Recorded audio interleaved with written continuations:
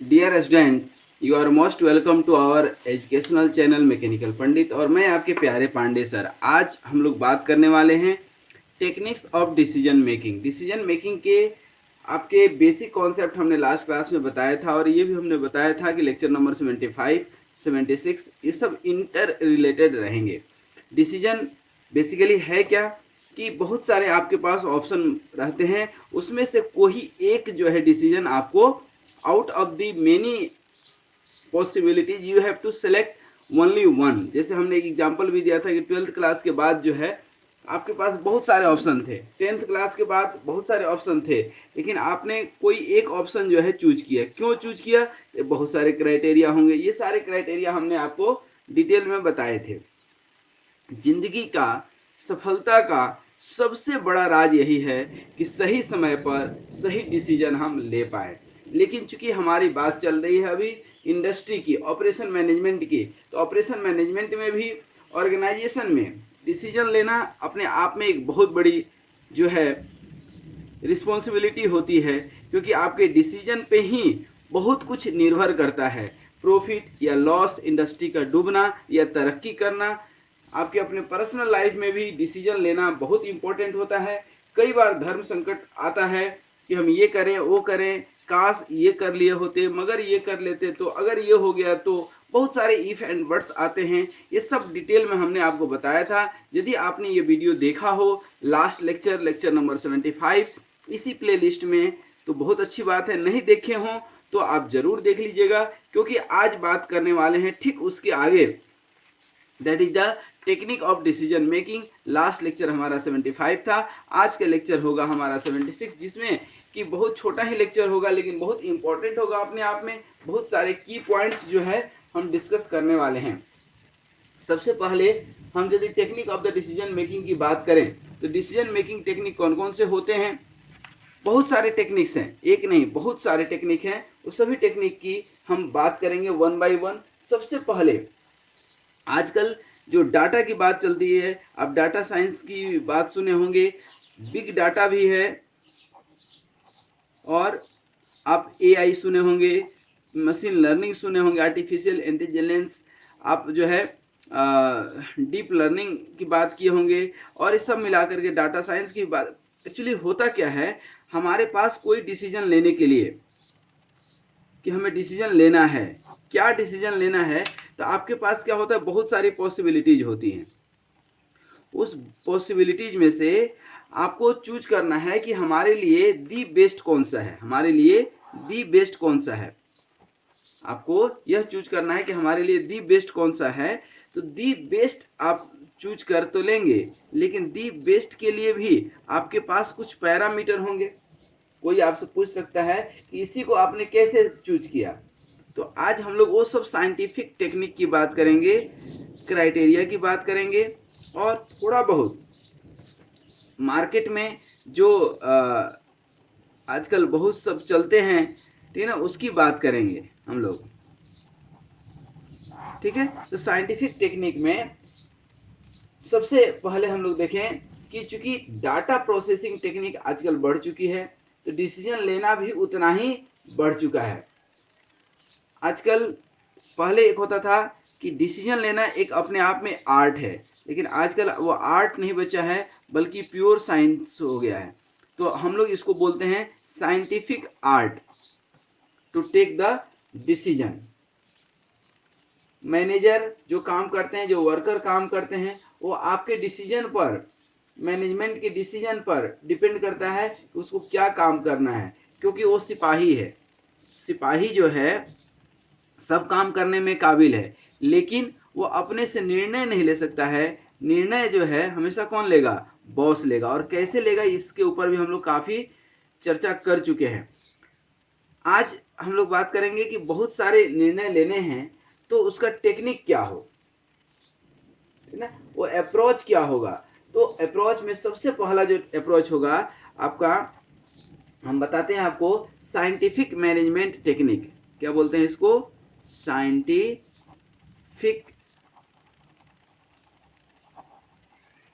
Management technique. ये सबसे पहला टेक्निक है और सबसे इम्पोर्टेंट टेक्निक है। साइंटिफिक इम्पोर्ट इसमें जो है it is basically given by Taylor. Taylor एक साइंटिस्ट हुआ करते थे। ऑपरेशन मैनेजमेंट में आप बहुत सारा नाम सुने होंगे, उसमें से एक इम्पॉर्टेंट नाम है। तो ये जो है प्रोडक्शन एंड एफिशिएंसी को, प्रोडक्शन प्लस एफिशिएंसी को क्राइटेरिया लेकर के जो है कि प्रोडक्शन भी हमारा जो है अच्छा रहे, इफिशिएंसी भी अच्छा मिले। और इफिशिएंसी और प्रोडक्शन किसकी बात करते हैं? 3M की। 3M मतलब क्या? Man, machine and method. ये तीन को क्राइटेरिया बना करके जो हम जो है टेक्निक यूज करते हैं उसको बोलते हैं साइंटिफिक मैनेजमेंट टेक्निक। इसमें cost control is very important parameter. इसमें जो स्टडी करते हैं वो किसकी स्टडी करते हैं? एक तो कॉस्ट कंट्रोल, कॉस्ट कंट्रोल की बात करते हैं, और दूसरा बात करते हैं इसमें work measurement, work measurement and time study, you can say time study. तो ये तीन के आधार पर जो है हम लोग कि हमारा कॉस्ट भी इफेक्टिव हो, काम भी हमारा कहीं जो है हार ना पहुंचे, मतलब जो है कम से कम टाइम में हो जाए। ये सब जो है स्टडी करते हैं तो उसको हम लोग बोलते हैं साइंटिफिक मैनेजमेंट टेक्निक। दूसरा टेक्निक होता है human relation technique. Human relation technique. Human relation technique में क्या होता है कि जो है इसमें इसका जो मेन कैरेक्टरिस्टिक्स होता है कि प्रॉब्लम जो है, जो भी प्रॉब्लम है, problem is being explored among the leaders. Leaders को जो है मोटिवेट किया जाता है कि you have to find the solution, you have to take the better decision. Human relation का यहाँ पर मतलब है कि जो व्यक्ति विशेष उस काम में इन्वॉल्व है, जिस काम में जो इन्वॉल्व रहता है, प्रायः उसको जो है आप देखेंगे उसमें एक्सपर्टाइज हो जाता है। तो हालांकि एक्सपर्ट सिस्टम आप इसको बोल सकते हैं, it is one kind of expert system itself. तो लीडर्स के ऊपर डिसीजन लेना छोड़ देते हैं। तीसरा एक टेक्निक होता है इम्पेरिकल टेक्निक। इम्पेरिकल टेक्निक क्या होता है? किसी भी इंडस्ट्री में एक दिन से तो इंडस्ट्री चल नहीं रही है, एक डिसीजन लिए और वो डिसीजन गो थ्रू हो गया, बहुत अच्छा इसका रिजल्ट रहा, तो उसकी एक रिकॉर्ड बनाते हैं कि कब कौन सा डिसीजन लिए, किस सिचुएशन में, हम किस सिचुएशन इधर लिखते हैं, और डिसीजन क्या लिए वो लिखते हैं, और कब लिए वो डेट और टाइम भी लिख देते हैं। तो अब देखते हैं और आउटपुट क्या रहा हमारा। तो इसके आधार पर किस सिचुएशन में कौन सा डिसीजन लिए थे तो हमारा जो है आउटपुट अच्छा रहा था। तो इसके आधार पर हम लोग एक माइंडसेट बना लेते हैं कि अच्छा ऐसा सिचुएशन आएगा तो ऐसे डिसीजन लेना है, ये सिचुएशन आएगा तो ये वाला डिसीजन लेना है, ये सिचुएशन आएगा तो ये डिसीजन लेना है। तो that is called empirical technique. इसका कोई बेस नहीं होता है but it is also very much effective. उसके बाद नेक्स्ट आता है हमारा चौथा टेक्निक जिसको बोलते हैं फाइनेंशियल टेक्निक। फाइनेंशियल टेक्निक जैसा कि आप नाम से ही जो है क्लियर हो गया होगा, आपको समझ में आ गया होगा कि जहां भी जो हम डिसीजन लेने वाले हैं उसमें फाइनेंस को सबसे ऊपर रखेंगे, कॉस्ट इफेक्टिव, कि हमारा प्रॉफिट ज़्यादा हो, लॉस बिल्कुल ना हो। ये जो है कॉस्ट की, अकाउंटिंग की, बजट का, तो है ना, जब हम बजट वगैरह डिसीजन बनाते हैं, अकाउंटिंग की डिसीजन बनाते हैं, तो है ना, प्लानिंग या डेवलपमेंट की, पीएनडी की जो काम करते हैं, तो उस जो है दायरे में हम लोग ये कोशिश करते हैं कि हमारा फाइनेंस सबसे टॉप पे रहे, क्योंकि कोई भी बिजनेस है, business is run for the profit, not for the you can say service. है ना, किसी की सेवा के लिए, भंडारा के लिए अपन नहीं करते हैं, ऑर्गेनाइजेशन चलाते हैं, बल्कि प्रॉफिट के लिए। फिफ्थ टेक्निक है आपका mathematical model technique. Mathematical model technique. Mathematical model technique क्या कहता है कि इसमें जो है ना, हम लोग बहुत सारे डाटा रहते हैं, डाटा को हम लोग अरेंज कर लेते हैं एक पर्टिकुलर सीक्वेंस में या ऑर्डर में, और एक जो है स्टैंडर्ड फार्मूला डेवलप करते हैं। स्टैंडर्ड फार्मूला को ही हम लोग मॉडल बोलते हैं, या कोई एक इक्वेशन तैयार कर लेते हैं, या कोई सॉफ्टवेयर मॉडल भी हम आगे चल करके बताएंगे, that is also very much useful.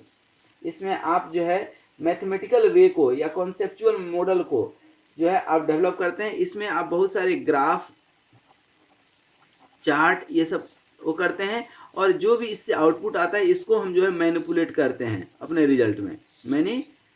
Manipulation आपको करना पड़ता है, अदरवाइज काम नहीं चलेगा, क्योंकि ग्राफ आपने रीड, आउटपुट तो आ गया डाटा के हिसाब से, बट वो ग्राफ कहना क्या चाहता है, आउटपुट क्या है। इसके अलावा जो है छठा है decision theory technique.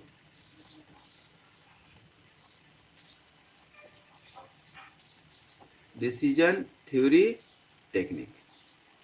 Decision theory technique क्या कहता है कि जब आप डिसीजन लेते हैं, ठीक ना, तो यहाँ पर साइंटिफिक मेथड जो भी है उसको एक डिसीजन ले लिए आप और उसको इम्प्लीमेंट कर दीजिए। कहाँ पर? रैपिड प्रोटोटाइपिंग टाइप से एक छोटे लेवल पे, स्मॉल लेवल पे आप इम्प्लीमेंट कर देते हैं, और उसका आउटपुट चेक कर लेते हैं कि हम बड़े लेवल पे इसको जब इम्प्लीमेंट करेंगे तो हमारे काम का होगा कि नहीं। इसमें दोनों मेथड आप यूज करते हैं, क्वांटिटेटिव, ध्यान रखिएगा, क्वांटिटेटिव भी यूज करते हैं और क्वालिटेटिव भी यूज करते हैं, ठीक है। दोनों मेथड इसमें यूज करते हैं for the purpose of taking the decision. सातवां शादी के साथ फेरे, छठा हो गया। सातवां जो है डिसीजन टेक्निक जो है आपको बता दें, decision support system technique, DSS बोलते हैं इसको शॉर्ट में। क्या? Decision support system technique. Decision support system technique क्या कहता है कि बेसिकली जब भी हम लोग कोई मेथड की बात करते हैं, पर्टिकुलरली जो मैनेजर्स होते हैं उनको डिसीजन लेना पड़ता है। इस केस में क्या करते हैं कि जो है डिसीजन लेने की एबिलिटी को हम लोग बढ़ाते हैं। कैसे बढ़ाते हैं? तो एक सपोर्ट सिस्टम, एक सूटेबल टेक्नोलॉजी, जो अवेलेबल टेक्नोलॉजी है उसकी एक लिस्टिंग कर लेते हैं, और इसमें जो है कंक्लूड करते हैं बाय परमिटेशन एंड कॉम्बिनेशन कि कौन सा डिसीजन हमारे लिए अच्छा रहेगा, कौन सा डिसीजन हमारे जो रिक्वायरमेंट है उसको फुलफिल कर सकता है, कौन सा डिसीजन हमारे ऑल रिक्वायरमेंट्स को फुलफिल कर रहा है। ये बहुत इंपॉर्टेंट है। तो इसमें बहुत सारे जो है टेक्निक डिस्कस करते हैं, जो कि मेनी ऑफ द टेक्निक्स, याद रखिएगा, मेनी ऑफ द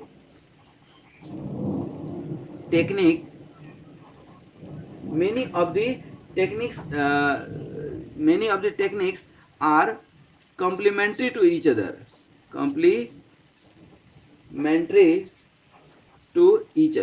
एक दूसरे को सपोर्ट करते हैं, और इसी को सपोर्ट सिस्टम बोलते हैं। आप सिंगल जो है टेक्निक से सारा काम नहीं कर सकते हैं, ठीक ना। ये जो है टेक्निक, जो डिसीजन सपोर्ट सिस्टम है, ये बेसिकली हम लोग यूज करते हैं कहाँ पे? हम लोग जनरली कॉम्प्लेक्स जो प्रॉब्लम होते हैं, ठीक ना, कॉम्प्लेक्स प्रॉब्लम में इसको यूज करते हैं, सिंपल प्रॉब्लम में तो फिर कोई दिक्कत ही नहीं है, सिंपल प्रॉब्लम में आपको कोई दिक्कत नहीं आती है। आई बात समझ में? अब कोई कॉम्प्लेक्स प्रॉब्लम है, इसके लिए और भी बहुत सारे टेक्निक्स मार्केट में अवेलेबल हैं। क्योंकि सॉफ्टवेयर इंडस्ट्री की बात करते हैं, सॉफ्टवेयर इंडस्ट्री की जब आप बात करते हैं तो सॉफ्टवेयर इंडस्ट्री में भी बहुत सारे डिसीजन लेने पड़ते हैं। आपको बता दें कि सॉफ्टवेयर इंडस्ट्री आज के डेट में सॉफ्टवेयर इंडस्ट्री आज के डेट में पूरा का पूरा डिपेंड करती है, पूरा का पूरा डिपेंड करती है कि जो आपको अवेलेबल डाटा है उसके आप जो है फिल्टर करते हैं, उसको फिल्टर करके आप जो है डिसीजन लेते हैं। जैसे आपके पास सिंपल आप गेम खेलते हैं, तो गेम में आप सपोज कीजिए कि चेस खेलना है। अब सामने वाला कंपटीटर जो है आपको जो है कोई जो है गेम प्ले किया, अब आपको उसके अगेंस्ट में जो है, या क्रिकेट आप खेल रहे हैं, क्रिकेट में कब कौन से प्लेयर को उतारना है, आपने टॉस जीत लिया। अब बहुत सारे कंडीशन पैरामीटर्स देख करके आप सोचते हैं कि पहले बैटिंग करना है कि बॉलिंग करना है। तो इसके अलावा भी जो है बहुत सारे टेक्निक है, जिसमें एक सबसे इम्पोर्टेंट टेक्निक है ब्रेन स्टॉर्मिंग। क्योंकि लीडर को तो डिसीजन लेना है, लेकिन in spite of taking decision वो क्या करता है कि जो भी एक्सपर्ट है या और भी जो भी प्लेयर है उन सबको साथ में बैठ करके सबका जो है विचार सुनता है, क्या करना चाहिए हमें, और फिर एक जो है कंक्लूजन यहाँ पर निकलता है कि अच्छा सब लोगों ने ये डिसीजन दिया है। भले लीडर का डिसीजन कुछ और था कि हमें बैटिंग नहीं करना है, लेकिन सब ने कहा कि हाँ बैटिंग करना है, तो उसने अपना डिसीजन चेंज कर लिया क्योंकि सब लोग बोल रहे हैं, और each and every one is the part of team. ठीक है। दूसरा एक टेक्निक है ग्रुप टेक्निक। अब ग्रुप टेक्निक में भी यही काम करते हैं कि सिमिलर काइंड ऑफ ग्रुप बनाते हैं। ग्रुप मतलब कोई आपको एग्रीकल्चर पे डिसीजन लेना है, तो किसानों को आप साथ लेंगे ना कि डॉक्टर को साथ लेंगे, तो expert should be there, doctors के ग्रुप बनाएंगे यदि कुछ हेल्थ डिसीजन लेना है तो पर्टिकुलर जो लोग हैं उनकी जो है ग्रुप बनाएंगे, और उनसे जो है ग्रुप डिस्कशन होगी, और ग्रुप डिस्कशन के थ्रू ही जो है कुछ निकल करके आता है। एक ऑपरेशन रिसर्च एंड टेक्निक में है Delphi method. Delphi method is also useful method for the taking decision. एक आप और देखे होंगे SWOT एनालिसिस। ये चूंकि ऑपरेशन रिसर्च का पार्ट है, तो ये तो सिर्फ टेक्निक का नाम बता रहे हैं, हम टेक्निक के अंदर नहीं जा रहे हैं हम। SWOT एनालिसिस में क्या होता है, ये होता है स्ट्रेंथ, इसके ऊपर भी स्पेशल वीडियो है अलग से, वीकनेस, अपॉर्चुनिटी एंड थ्रेट। ये SWOT एनालिसिस माने स्ट्रेंथ कंपनी की, ऑर्गेनाइजेशन की, एंड उसकी वीकनेस क्या है, अपॉर्चुनिटी क्या है, और थ्रेट्स क्या है, कंपटीटर्स क्या डिसीजन ले सकता है, जब हम ये डिसीजन लेंगे तो कंपटीटर क्या करेगा, और कंपटीटर ये कर लिया तो हमें क्या करना पड़ेगा। ये सब एनालिसिस करके हम लोग डिसीजन लेते हैं। एक होता है जो है टायर्ड वोटिंग, ये भी बहुत अच्छा है कि वोटिंग करा लेते हैं। एक सर्वे टेक्निक भी होता है कि हम लोग मार्केट से सर्वे कर लें। डिसीजन सपोर्ट जो है आपको बता ही दिए। डिसीजन मेकिंग मॉडल बना लेते हैं, तो उससे भी काफ़ी कुछ जो है हमें पता चल जाता है। एक और मेथड होता है डिसीजन जो है ट्री। एक डिसीजन ट्री भी बनाते हैं डिसीजन लेने के लिए, that is also very useful now A days. इसमें क्या करते हैं, एक हायरार्की जो है मेंटेन करते हैं। ये बेसिकली डिसीजन ट्री जो है part of decision support system, जो हमने आपको शुरू में बताया था अभी, डिसीजन सपोर्ट सिस्टम ये यही है। तो part of decision support system ये होता है। इसमें जो है 3-4 तरह का जो है अपन अप्रोच लेते हैं। एक तो सुपरवाइज लर्निंग होता है, सुपरवाइज लर्निंग। ये क्या होता है कि कैटेगरी ऑफ डाटा यहाँ पर मालूम होता है किस कैटेगरी का डाटा है, तो वहाँ पर सुपरवाइज लर्निंग एल्गोरिथम इसको बोलते हैं। यहाँ एल्गोरिथम मतलब मेथड एक लगाते हैं। ठीक है। फिर एक जो है हायरार्की हम लोग बनाते हैं। हायरार्की बनाते हैं कि सबसे टॉप पे क्या रहेगा, उसके नीचे क्या, उसके नीचे क्या, ये होगा तो ये क्या करेंगे, ये माने इफ एंड वर्ड्स जितना परम्यूटेशन कॉम्बिनेशन हो सकता है यहाँ पर हम लोग लगाते हैं। ठीक है।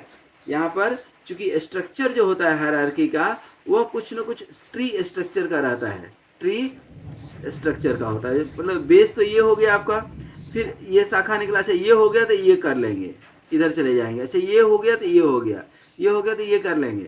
इस तरह से स्ट्रक्चर बनाते हैं, ठीक ना। इसमें भी एक जो है रूट नोड होता है, समझिएगा। रूट नोड में हम लोग क्या करते हैं, रूट नोड में भी दो तरह से हो सकता है, एक होता है इंटरनल, एक होता है एक्सटर्नल। इंटरनल, एक होता है एक्सटर्नल। Internal and external. फिर इंटरनल के भी बहुत सारे पैरामीटर होंगे, एक्सटर्नल के भी बहुत सारे पैरामीटर होंगे, बहुत सारे एट्रीब्यूट्स होंगे, बहुत सारे ट्रिम की जब हम बात करेंगे तो बहुत सारे इसके ब्रांचेज होंगे,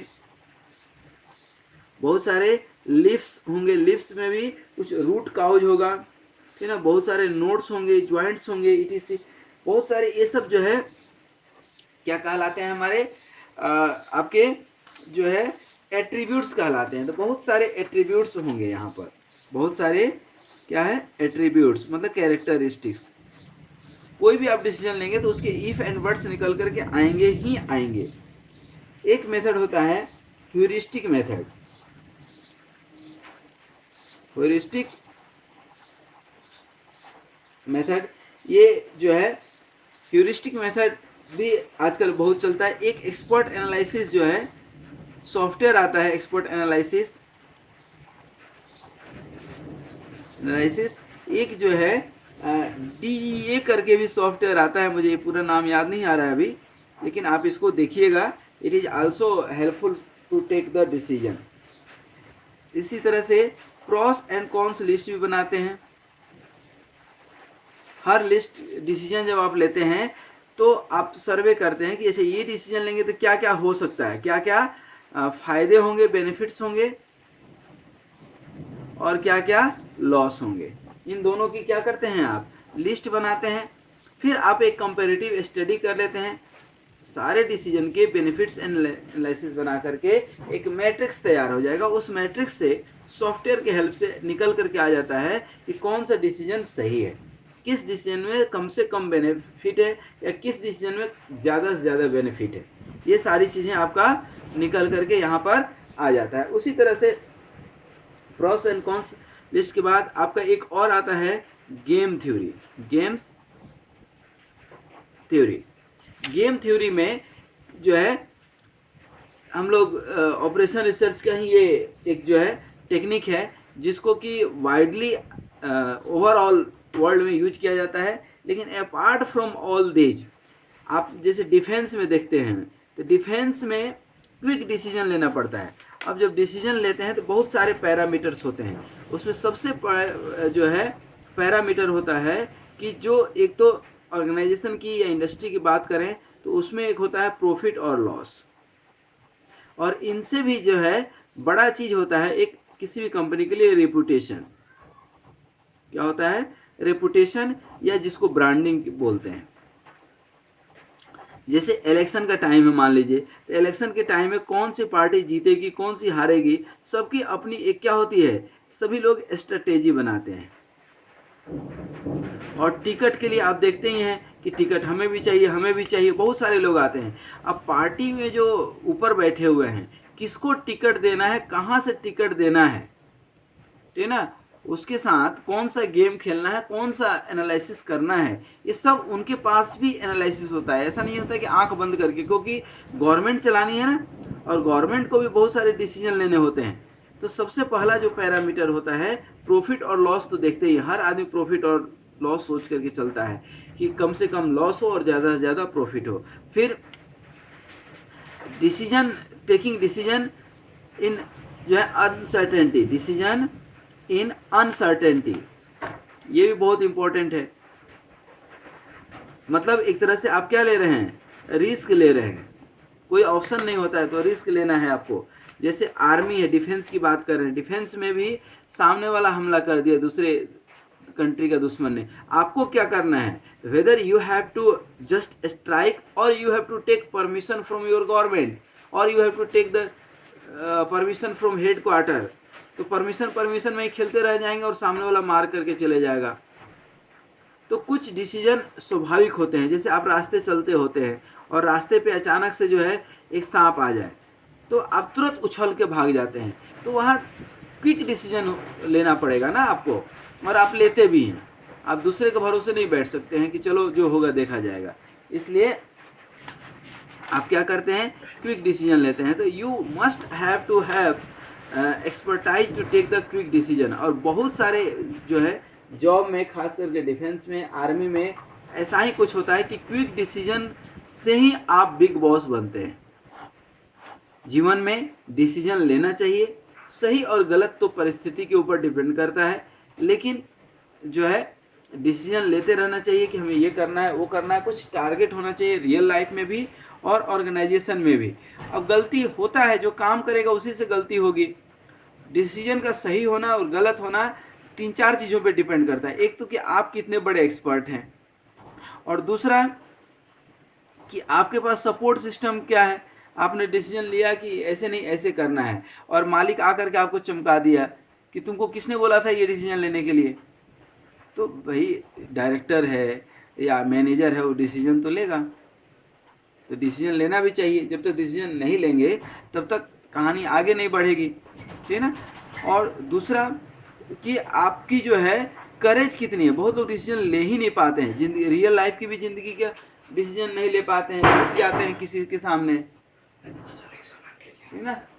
तो ये जो है करेज आपके अंदर होना चाहिए कि हाँ हम डिसीजन लेंगे, जो होगा देखा जाएगा। और होगा क्या, एक लर्निंग होती है, ठीक है ना। डिसीजन सक्सेस हो गया तो भी लर्निंग है, और फेल्यूर हो गए तो भी एक लर्निंग है अपने आप में कि हाँ हमने कुछ सीखा। तो आज यहीं तक हम 1 मिनट में दिखा दें कि अभी तक क्या हम लोगों ने पढ़ा। टेक्निक ऑफ डिसीजन मेकिंग आपको बता रहे थे कि decision making is very important. पहला टेक्निक था साइंटिफिक मैनेजमेंट टेक्निक, दूसरा human relation technique, empirical technique, उसके बाद आए थे financial technique, mathematical model technique, decision theory technique, decision support system. इसके अलावा कुछ और आपको बताए थे, brainstorming, group technique, Delphi method, short analysis, tied voting, survey, जो है डिसीजन मेकिंग मॉडल्स जो है, और फिर डिसीजन ट्री पढ़ाए थे। फिर जो है सुपरवाइज लर्निंग, अनसुपरवाइज लर्निंग, और रीइंफोर्समेंट लर्निंग। फिर स्टेटिस्टिकल टूल है, प्रोबेबिलिटी है, परम्यूटेशन, कम्बिनेशन, ये सब बहुत सारे हैं। फिर एक हायरार्की टेक्निक भी है जिसमें कि ट्री स्ट्रक्चर बनाते हैं, रूट मॉडल तैयार करते हैं, बहुत सारे उसके प्रोस एंड कॉन्स लिख करके ब्रांचेज एंड लिप्स तैयार करते हैं एट्रीब्यूट्स का, और फिर डिसीजन लेते हैं। एक ह्यूरिस्टिक मॉडल भी होता है, that is also very important. Expert analysis, DEA एक टूल होता है, सॉफ्टवेयर टूल, प्रोस कॉन्स का लिस्ट बना करके बेनिफिट एनालिसिस सब निकालते हैं। गेम थ्योरी और डिफेंस का हमने एग्जांपल दे रहे थे कि बहुत सारे पैरामीटर्स होते हैं कि जो भी आप डिसीजन ले रहे हैं उसका जो है इम्पैक्ट क्या होगा, आपको सोच करके चलना है। प्रॉफिट होगा, लॉस होगा, रेपुटेशन जाएगा, ठीक ना, कॉस्ट होगा, ठीक ना, फिर कुछ ह्यूमन लॉस भी जा सकता है, ठीक है ना। बहुत तरह के लॉस होते हैं, अभी हमने एग्जांपल भी दिया था आपको। और सबसे इम्पोर्टेंट होता है लाइफ में कि डिसीजन इन अनसर्टेनिटी सिचुएशन, बिल्कुल विपरीत है, विपरीत परिस्थिति में, संकट की स्थिति में जो रिस्क लेते हैं ना, वो भी एक अपने आप में डिसीजन ही है। लेकिन जो भी हो क्विक डिसीजन लेते आना चाहिए यदि ज़िंदगी में आगे बढ़ना है, कैरियर में आगे बढ़ना है, प्रोफेशनल, पर्सनल या सोशल, कहीं भी लाइफ में आगे बढ़ना है। You must have to have ability to take the decision. Thank you very much for watching this video. Be happy, healthy and keep smiling.